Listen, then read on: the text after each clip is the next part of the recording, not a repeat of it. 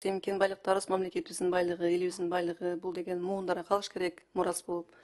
Азыркы күндө баарын биз казып аны биз жеп салсак, эртеңки күнү муундар эмне кылат деген чоң суроо бар да. Мынакей азыр сиздер сыймыктар менен жазасыздар.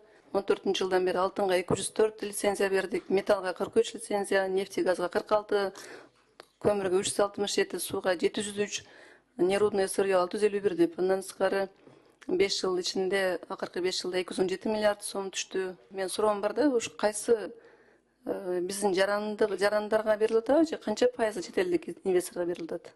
Азыркы убакта ошол мамлекеттик ишкана, мамлекеттик компанияларга 105 лицензия берилген.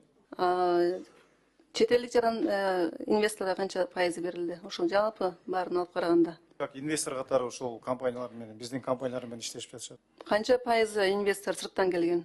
Аларга түздөн түз берилген лицензиялар жок, ошол биздин компаниялар аркылуу жумуштарын жүргүзүп жатышат. Биздин компания аркылуу, бирок алар биз жакта компания ачтат, бирок инвесторлору чет элдик болуп атпайбы? Ошолор канча пайыз? Ушул боюнча маалымат берип коесуздарбы, билбесеңиздер, Хорошо, сизге. Өзгөчө кымбат баалуу, металл кымбат баалуу биздин кен байлыктарыбыз боюнча.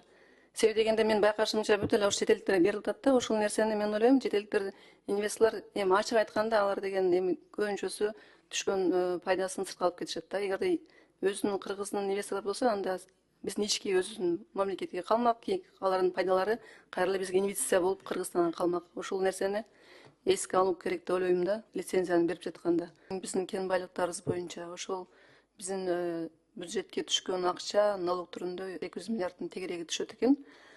Анан мен айтайын дегенде, бул биз кен байлыкты иштетип, ошол акчаны алгандан кийин бюджетке түшүрүп, анан биз айлык катары же башка ремонт же стадион жана башкалар куруп жок кылып атабыз да.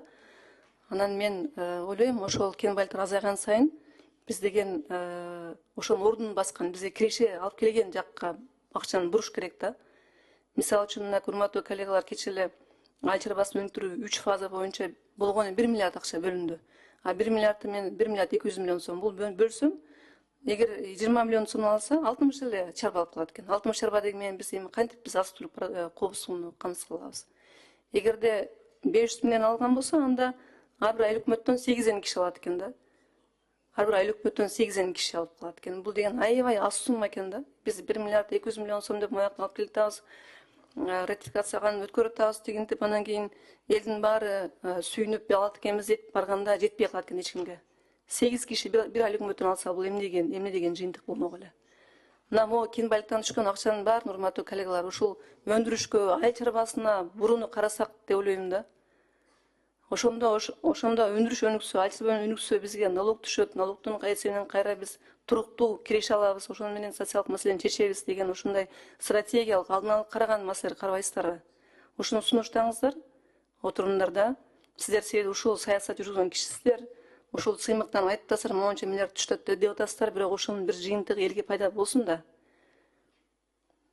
Туура көрөсүздөр ушул сунушту. Ошону караңыздар, анан кийинки жыйындарда бизге жооп бериңиздер. Ушул боюнча маселе көтөрдүңүздөрбү?